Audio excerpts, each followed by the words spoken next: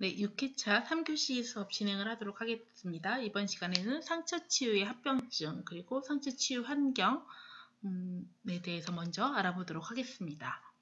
상처 치유의 합병증은 크게 출혈, 감염, 그리고 그 상처가 벌어지는 열개라고 하기도 합니다.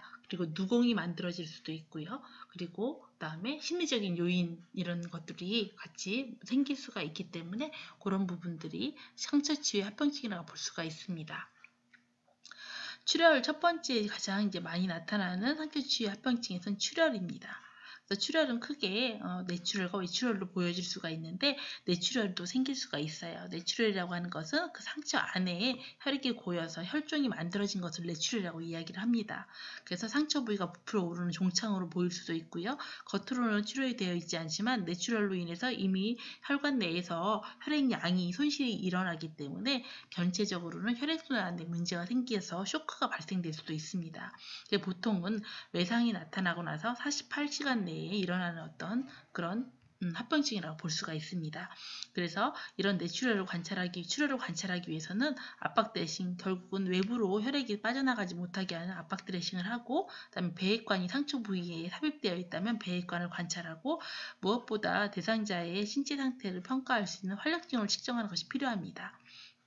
그리고 혈액 검사상의 출혈 징후인 헤모글로빈과 헤마토크리트 검사도 필요하다면 같이 병행을 해서 임상병리적으로도 이렇게 확인을 해보는 것이 필요하겠죠. 그리고 외과적인 중재가 필요해서 출혈이 되는 그 부위를 봉합하는 과정들이 꼭 필요하기도 합니다. 두 번째 합병증은 감염입니다. 가장 많은 합병증 중에 하나이기도 하죠.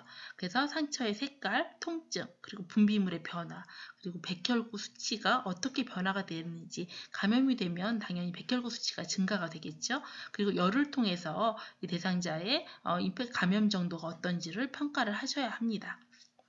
그래서 보통은 외상성 상처 같은 경우에는 2, 3일경에 인펙션 지수가 굉장히 높아지고 수술 상처 같은 경우에는 4, 5일경에 주로 발생을 하기 때문에 이때는 항생제 치료를 하게 되고 그 다음에 예방적 항생제 치료로 미리 치료를 같이 병행을 하기도 합니다.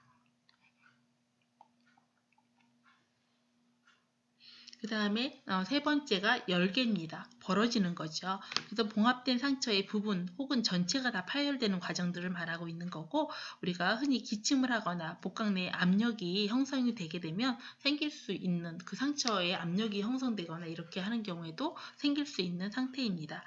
그래서 보통은 이제 적출이라고 해서 절개를 통해서 그 상처 부위에 안에 있는 내부 조직이 바깥으로 돌출이 되는 상황도 나타날 수가 있습니다. 그래서 가장 큰 이 열개 벌어짐의 위험 요인은 봉합의 실패, 그 다음에 비만으로 인해서 조직 접합이 잘 되지 않았을 때, 그 다음에 불충분한 영양으로 조직 재생이 잘 안 됐을 때, 다발성의 장기 손상 또는 과도한 기침이나 구토 이런 것이 있었을 때도 열개나 벌어짐이 나타날 수가 있습니다.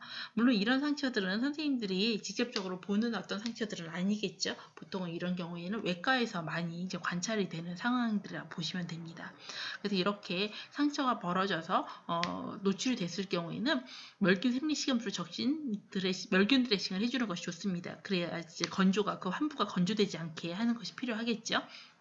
그렇게 해서 상처 부위가 당겨지지 않도록 해주고 그 자세도 너무 이렇게 긴장된 자세를 하지 않음으로 인해서 상처 부위가 더 벌어지지 않도록 해주는 것이 필요합니다. 그리고 가장 중요한 것은 외과적으로 재봉합을 해서 벌어짐을 다시 봉합해주는 과정들을 치료적 개입으로 이제 적용을 해야 합니다. 그 다음에 네 번째는 누공이죠. 장기와 장기 사이에 또는 장기와 피부 사이에 생긴 통로라고 이제 볼 수가 있어요. 그래서 내부 기관에서 피부나 다른 곳으로 이제 통하게 되는 비정상적인 통로라고 보시면 되겠죠. 이렇게 누공이 생기게 되면 상체 배액이 많이 늘어나게 됩니다. 그래서 피부 손상의 위험이 증가가 되고 감염률도 높고, 그리고 이 누공을 통해서 체액이 손실이 되기 때문에 체액과 전해질이 불균형이 초래가 되는 경우들도 있습니다. 그 다음에 이제 심리적인 어떤 문제들도 발생을 할 수가 있어요. 그래서 대상자가 상처, 특히나 이제 어떤 외적인 상처가 크게 상처가 생겼을 경우에는 거기에 대한 심리적인 압박이라든지 그다음에 외부적인 신체적인 신체상의 변화가 일어나기 때문에 그걸로 인한 두려움이라든지 불안이 크게 증가가 될 수가 있습니다.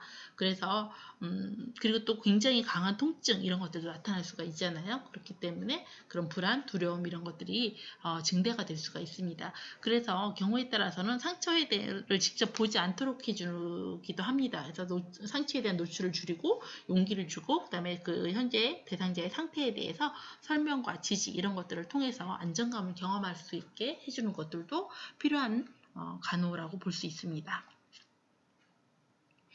그다음에 7번째는 그러면 이렇게 상처가 회복이 되기 위해서는 좋은 환경이 구성이 되는 것이 필요합니다. 그래서 이 좋은 상처 치유 환경은 어떤 것들이 있는지 같이 한번 알아보도록 하겠습니다. 크게 4가지로 볼 수가 있습니다. 첫 번째는 수분 상태를 유지하는 것, 두 번째는 영양과 수분을 공급하는 것, 세 번째는 감염을 예방하고 네 번째는 체위가 변경되는 겁니다. 여기 번호가 잘못 라벨링이 되어 있네요. 1번, 2번, 3번, 4번 이렇게 이해하시면 될 것 같습니다. 그래서 수분 상태를 유지하는 것은 이제 상처 치유에 매우 중요한 환경이라고 볼 수가 있습니다. 보통 이제 이게 이 상처가 너무 건조하게 되면 상피세포가 재생이 잘 되지 않습니다. 그래서 보통 상처가 생기면 그 상처의 겉면이 건조가 되어 있는 상태에서는 이 상피세포가 제대로 재생이 되지가 않습니다. 그래서 이 수분 환경 안에서 피부에서 그 조직이 잘 재생이 되는 과정들이 일어나기 때문에 꼭 이렇게 수변한 상태를 유지해 주는 것이 필요합니다. 그 다음에 이게 너무 상처가 건조하게 되면 우리 상처에서 나오는 삼출액들이 있잖아요. 그 삼출액 안에는 여러 가지 백혈구들, 그다음에 대식세포, 단백질을 분해하는 그런 분해 효소들, 그다음에 세포 성장 인자 이런 것들이 향상 치유에 관여하는 물질들이 있는데 그런 물질들이 건조한 환경에서는 외부로 그냥 배출되어 버리거나 건조되어서 그 역할을 하지 못하게 됩니다. 그렇기 때문에 수변한 환경에서 그런 다양한 백혈구라든지 대식세포, 단백질 분해요소, 세포 성장인자 이런 것들이 원활하게 역할을 할 수가 있기 때문에 수변 환경을 잘 유지해 주는 것이 상처 치유에 효율적으로 진행이 될 수가 있습니다. 근데 이제 여기에 또 단점이 있을 수는 있겠죠. 이 수분 상태를 유지해주기 위해서 이 상처 면만 덮는 것이 아니라 그 주변의 피부 조직까지도 밀폐를 하게 되기 때문에 너무 과도한 이 삼출액이 피부에 또 남아있어서 정상 피부에 치면을 일으킬 수도 있겠죠. 그렇기 때문에 이 상처의 상태에 따라서 드레싱의 어떤 상태를 유지해 줄 것인지 흡수제를 어떻게 사용할 것인지 이런 것들을 결정을 하시는 것이 필요합니다. 그래서 이렇게 발생 삼출물의 양이라든지 그 신체적인 적용 부위, 그 다음에 이거를 그 상처 드레싱하는 기간 이런 것들에 맞춰서 적절하게 드레싱 제제를 선택하는 것이 필요합니다. 이 부분에 대해서는 뒤에서 다시 한번 말씀을 드리도록 하겠습니다. 그 다음에 이제 영양과 수분 공급인데요. 보통은 금기가 아니라면 2500ml의 수분을 섭취를 해주시는 것이 필요하고, 그 다음에 비타민 A, 단백질, 그리고 이런 교원질을 합성해주는 그런 비타민 B 이런 것들을 꼭 잘 섭취하는 것이 굉장히 필요하겠죠. 그리고 있는 것이 이제 감염 예방, 너무나 잘 알고 있는 부분들입니다. 무균적인 상처 관리를 통해서 감염이 일어나지 않도록 해주시는 것이 필요하고요. 그 다음에 체위 변경을 이제 적절하게 해줘서 상처가 압력을 받지 않도록 압력을 제거할 수 있는 체위 및 혈액순환을 향상시키는 활동이나 운동을 해주시는 것이 필요합니다. 그래서 일반적으로 이제 그냥 일반 매트리스를 사용하는 경우에는 최소한 2시간에 한 번씩 이제 체위 변경을 해주시는 것이 효과적이고, 그다음에 이렇게 그 압력을 경감시켜주는 매트리스를 사용하는 경우에는 2시간에서 4시간 간격으로 이렇게 환기를 시켜주는 것이 필요합니다.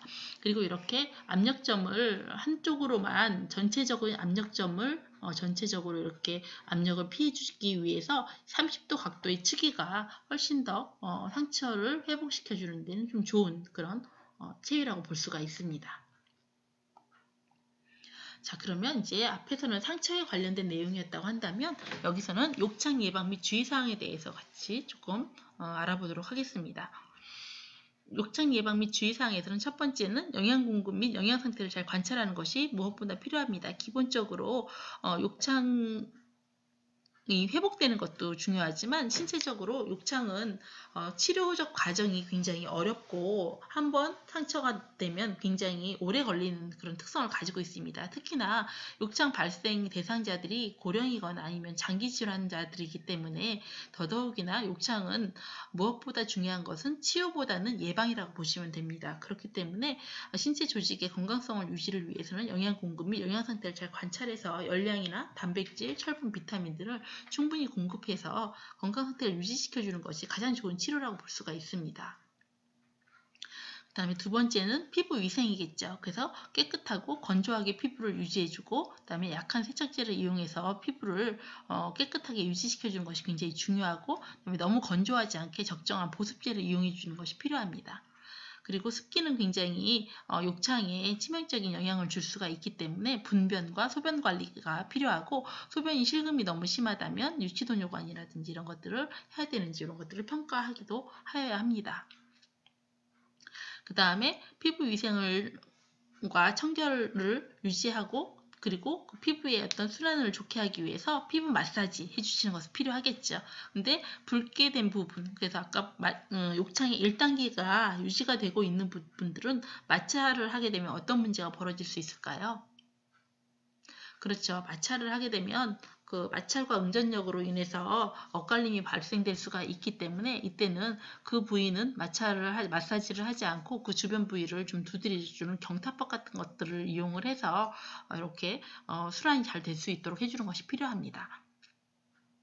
그 다음에 세 번째는 피부에 외상이 생기지 않도록 하시는 것이 필요하겠죠. 그래서 적절한 체위를 통해서 압력을 분산시켜주고 체위 변경 최소한 2시간마다 하셔야 된다고 말씀드렸었고 조금 아까 일반 매트리스를 사용하는 경우에는 2시간 근데 이런 욕창의 위험 요인이 높은 대상자들 같은 경우에는 이따 욕창 평가 도구를 사용을 하고 그 다음에 이런 압력을 최소화시켜주는 그런 기구들을 사용하시는 것들도 필요하기 때문에 그런 기구들을 사용하시면서도 체위 변경을 2시간에 한 번씩 해주셔야 됩니다.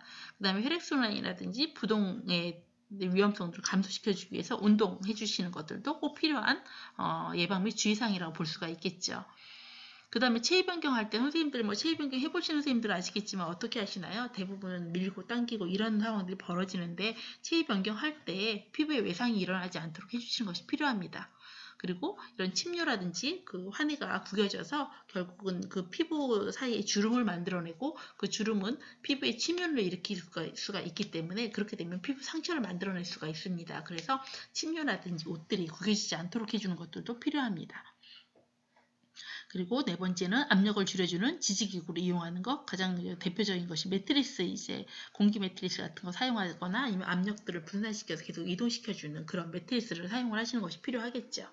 그리고 신체 부위의 압력을 줄여주는 아까 축기 같은 경우에는 무릎과 무릎 사이에도 압력이 있기 때문에 거기에 다 뭐 대주셔야 되나요? 고임 대주셔야 되겠죠.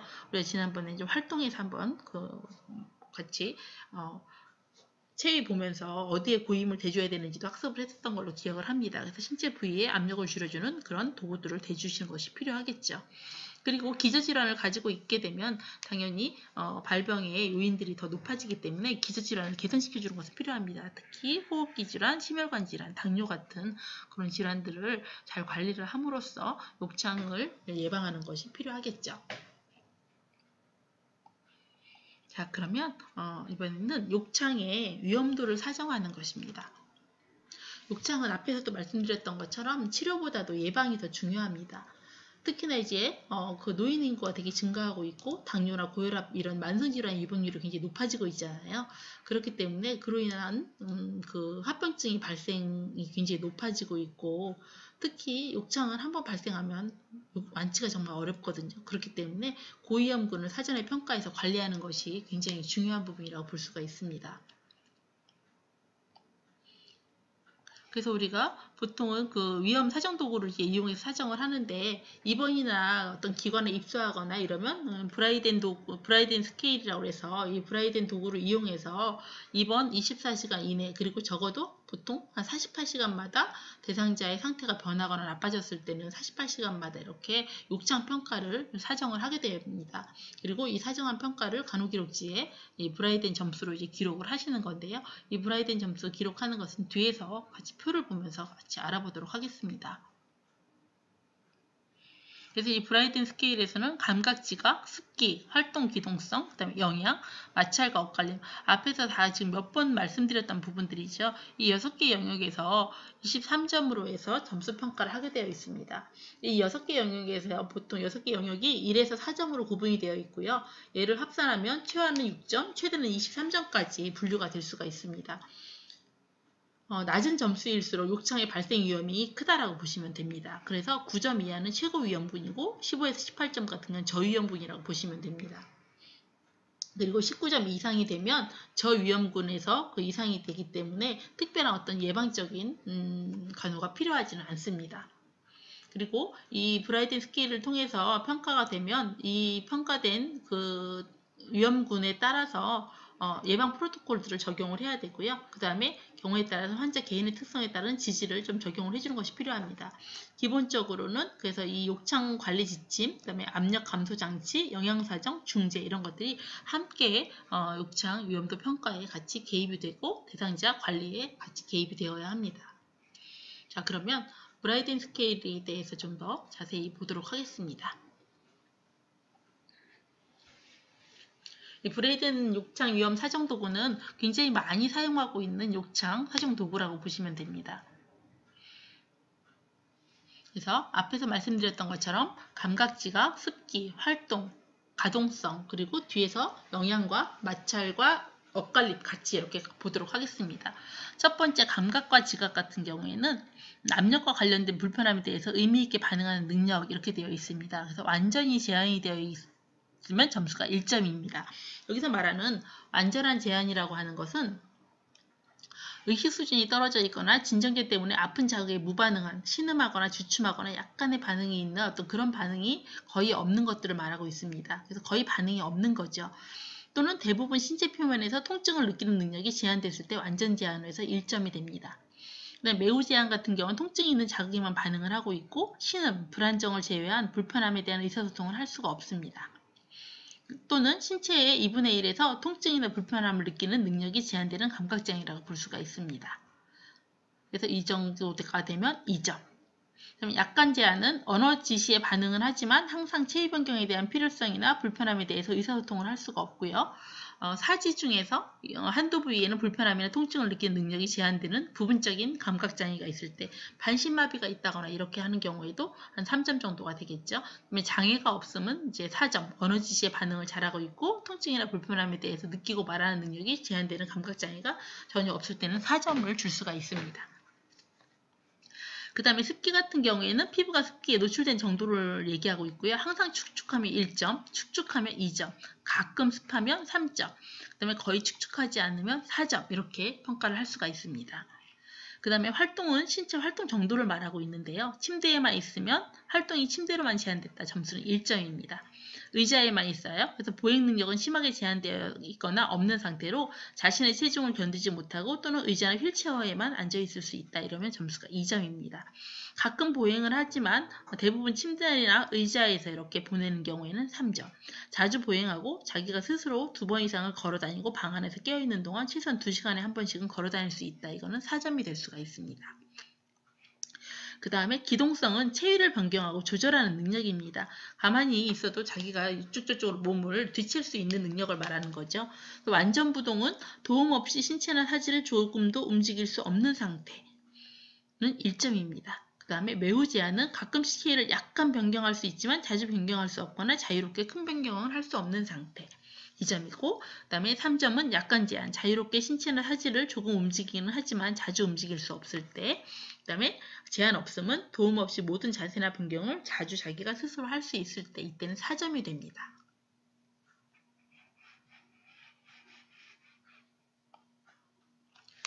자, 그 다음에 영양입니다. 영양은 1점은 일상적인 음식 섭취 양상에 대해서 평가를 하는 거라고 보시면 되는데요. 1점은 매우 불량해서 식사를 다 하지 못하고 드물게 제공한 음식의 3분의 1 이상을 섭취하는 경우에 하루에 단백질은 2단위 이하만 섭취하고 수분 섭취도 부족한 상태를 말하고 있습니다. 그래서 5일 이상 금식 또는 정맥요법이나 맑은 유동식을 유지하는 경우에 이런 경우에는 매우 불량으로 해서 1점이 될 수가 있습니다. 그 다음에 대략 부적절은 드물게 식사를 다 하고 있고 일반적으로는 제공된 음식의 2분의 1 정도를 섭취하는 것. 그 그다음에 최소량의 유동식이나 경관식의 공급을 받는 것.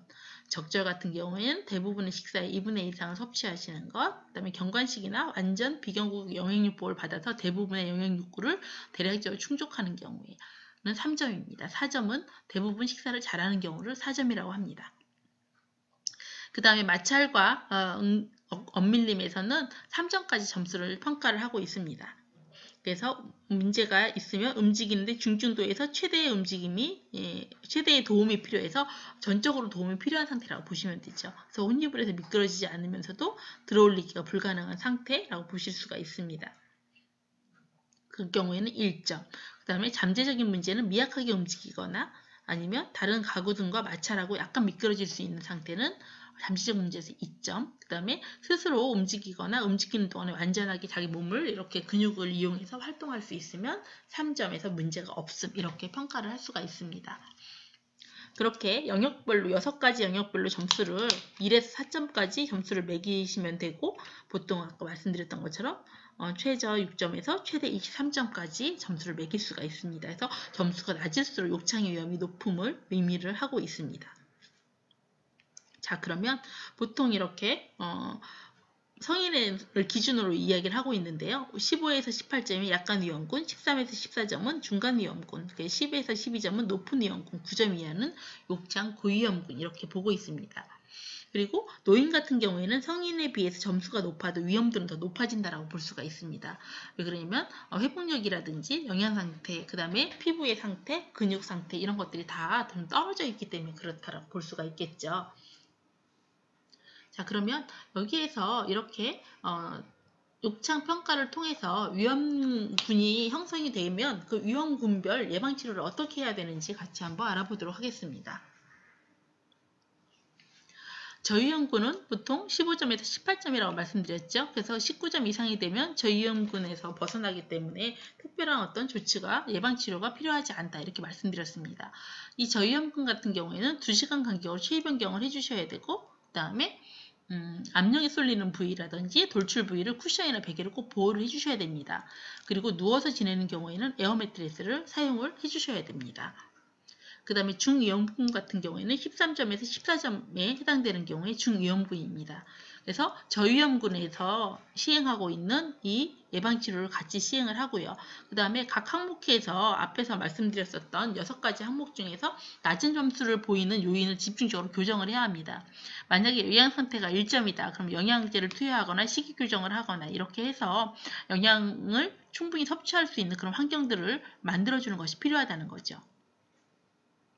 그 다음에 고위험군이라서 12점 이하가 되면요. 중위험군에서 하고 있는 예방적 치료를 같이 시행을 하면서 욕창의 후발 부위를 평가를 자주 평가를 해주셔야 됩니다. 그래서 대상자의 상태에 따라서 24시간, 48시간 내에 평가를 해주셔야 되고요. 그 다음에 대소변 상태 등의 위생 상태를 평가하고 습하지 않은 환경이 조성되도록 하는 것들을 같이 간호중재, 간호 개입을 해주셔야 됩니다.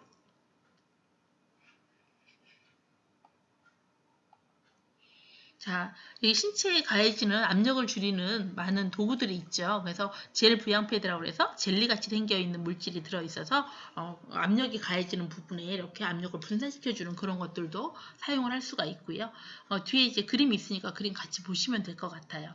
그 다음에 베개와 쐐기 모양의 지지기구, 폼 이런 것들을 만들어져 있잖아요. 그래서 다리를 세우거나 아니면 다리 사이에 끼워주거나 이렇게 해서 체위를 유지하도록 돕고 뼈와 뼈가 닿지 않도록 도와줄 수 있는 그런 기구들도 사용을 할 수가 있습니다.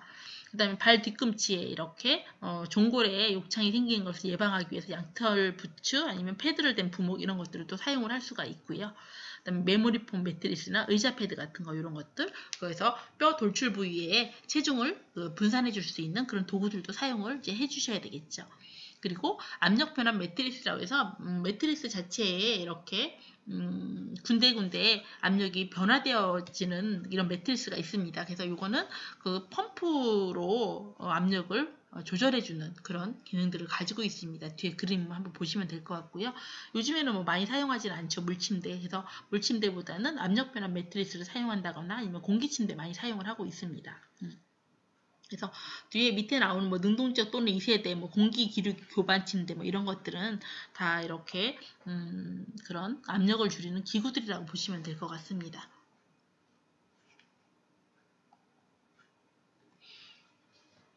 그래서 그 말꿈치 보호할 수 있는 그런 패드가 되어 있는 젤이라고 보시면 되고, 이렇게 압력 변환 매트리스라서 이렇게 섹션별로 계속 공기가 순환을 하기 때문에 자체적으로 마사지의 기능들도 같이 해주고 있습니다. 그 다음에 이렇게 높은 매트리스를 있으면서 공기가 충분히 이렇게 들어갈 수 있게 되어 있는 이런 매트리스, 그 다음에 체압을 분산시켜주는 매트리스, 이런 것들도 같이 사용을 할 수가 있습니다.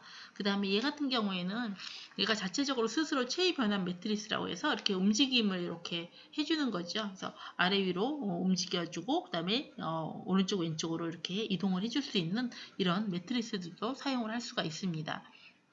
결국 욕창에서는 압력을 제거해주고 그 다음에 그 기동성을 잘 유지시켜주는 것이 욕창을 예방할 수 있는 굉장히 중요한 요소가 되기 때문에 가능한 압력을 분산시켜주고 상처가 생기지 않는 그런 환경들을 만들어주는 것이 매우 중요한 환경이라고 볼 수가 있습니다. 그러면 여기까지 하고 다음 시간에 상처의 관리 과정에 대해서 학습을 좀 하도록 하겠습니다.